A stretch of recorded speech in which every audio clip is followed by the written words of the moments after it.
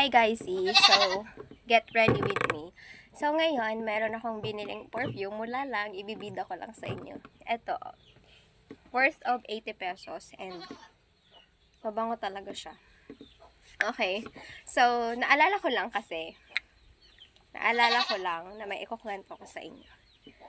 So masyado akong conscious pagdating sa amoy ko kasi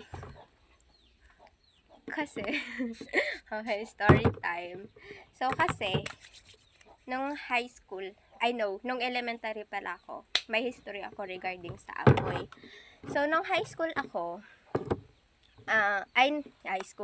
nung elementary ako, syempre nasa 13 years old ako noon nag-graduate ng elementary. So nasa puberty stage na ako. Marami ng pagbabago, quiet. Meron ng changes. May physical development ako na nangyari noon kasi nga nasa puberty stage. So, at 9 years old, meron akong boobs. Matangkad na ako at 10. At dinat na ako or meron na ako ng menstrual period. May menstrual period na ako ng 11. So, nung nagkaroon na ng changes sa katawan ko, hindi ko alam kung paano ko aalagaan yung sarili ko. Kasi nga bata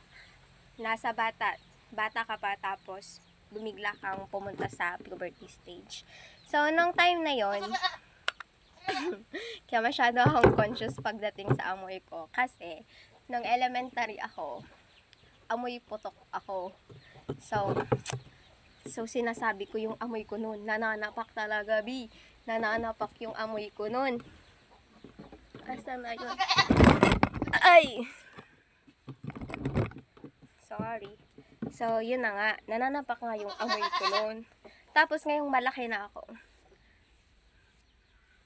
Ngayon na nasa edad-edad na ako. Pag nakakaamoy ako ng amoy putok, ang hirap pala. Nakakahilo siya na hindi talaga kaaya-ayang maamoy. So, nauunawaan ko yung nararamdaman ng mga classmate ko noon, yung mga katabi ko. Syempre, nung elementary, may sitting arrangement kami noon. So, yung mga nakakatabi ko, naawa na lang ako ngayon. Ngayon na na-realize ko. Kasi noon, akala ko, ako lang yung nakakaamoy ng amoy na yon.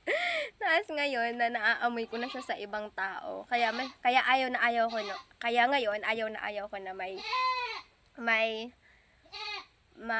sipon ako kasi hindi ko naaamoy kung ano yung amoy ko. Hindi ko alam kung ano na yung amoy ko. Kaya masyado na akong conscious